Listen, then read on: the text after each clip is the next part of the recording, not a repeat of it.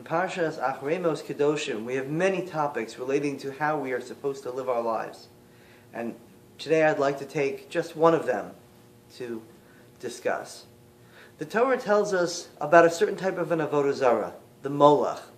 We were not supposed to allow anyone to offer their children to the molech. It was a type of idol worship in which the children were passed through fire and ultimately burned to death for the sake of the idol. If a person had 5 children, one of them would go to the molech. It was a kind of offering that if you provide this, then your other 4 will live. And the Torah vociferously warns us against this. And it says that Beis Din has to kill the person, they have to be stoned, and if Beis Din is unable to do it, Rashi tells us that the people are supposed to assist them. It is very, very anti everything the Torah stands for to serve the molech. Now the question becomes, avodah zarah, we know, idol worship, is the first commandment, Anochi Hashem Elokecha, the second, Lo yeh locha Elohim acherim, you shall have no other gods. But what is so special about the molech that the Torah has to tell us again and again not to do it? And the Torah here goes through a number of psukim about what has to happen to someone doing it. I'd like to answer with a Mishnah from Pireki of Pireki Avos, we also learned yesterday. Akavya ben Mahalal el Omer. Akavya ben Mahalal says, Yistakel b'shlosha dvarim, look at 3 things and focus and concentrate on 3 things. Ve'enat haboli de avera, and you will not succumb to sin. Da me'ayin basa, know from whence you came. Ula'on ata holech, and where you're going. V'lfnei mi ata osid litain din v'cheshbon, and before whom you will have to give an accounting. Me'ayin basa, from where did you come? Mitipa sucha, a putrid drop. At the time of conception, there is no person. There is just the ingredients that the parents provide. Ula'on ata holech. And to where are you going? Limkom ofar, a place of dust, rima v'soleya, worms and disintegration. L'fnei mi ata osid litin din v'cheshbon, and before whom do you have to give an accounting? L'fnei melech malchei amlachim HaKadosh Baruch Hu, before the King of Kings, the Holy One, blessed be He. So it sounds, at first glance, when reading this Mishnah, it's a little bit depressing. He's saying, you're nothing. You're going to be nothing, and you're going to have to stand before God and explain why you're nothing. It's a little bit depressing, but I believe, in combination with the idea of the molech, that it's a very heartening message instead.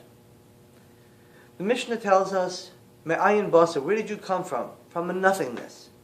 And yet, we'll add in between the lines, you have the ability to grow and become so great that the angels cannot compete with the greatness of man. Where are you going?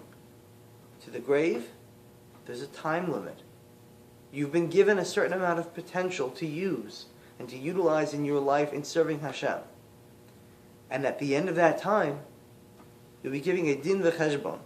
The Vilna Gaon explains, what does it mean, a din v'cheshbon? A din, an accounting, a judgment for the things that you did wrong. I understand. What is the cheshbon? What is the accounting? He says the accounting is for the good that you could have done during that time period.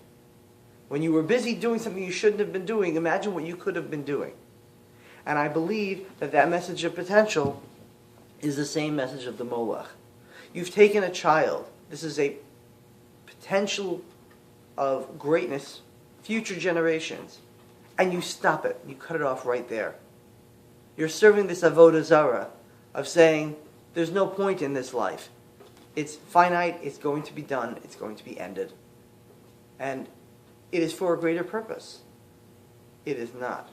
That is one of the worst types of avodah zarah, of foreign gods you can imagine. The wasting and disruption of one's life, when you have the potential to become so great, and you've got the time finite enough that we're all working under a deadline. You should be maximizing that. And I believe that's what Rabbi Akavya ben Mahalal means in the Mishnah.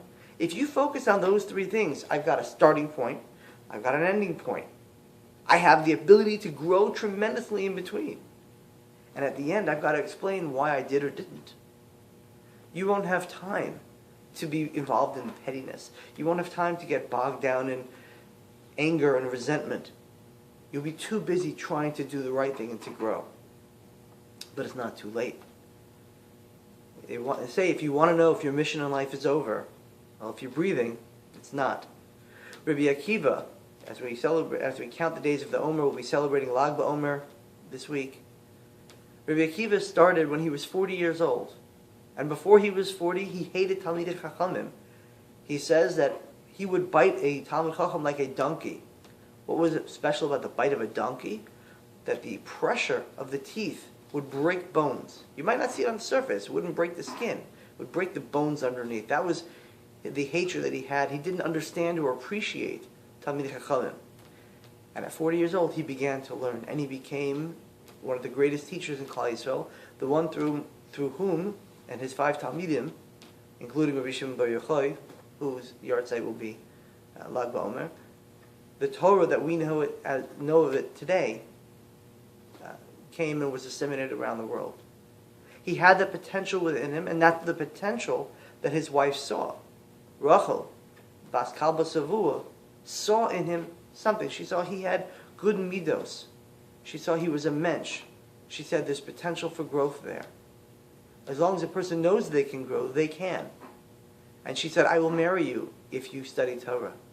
And when he studied the Torah, he was able to actualize his potential. That, I think, is a message to take with us. We all have our abilities. We all have our gifts from Hashem. And we've all got a certain amount of time in which to maximize those and grow them to the best of our abilities. This week, see what you can do to grow into the person you were meant to be.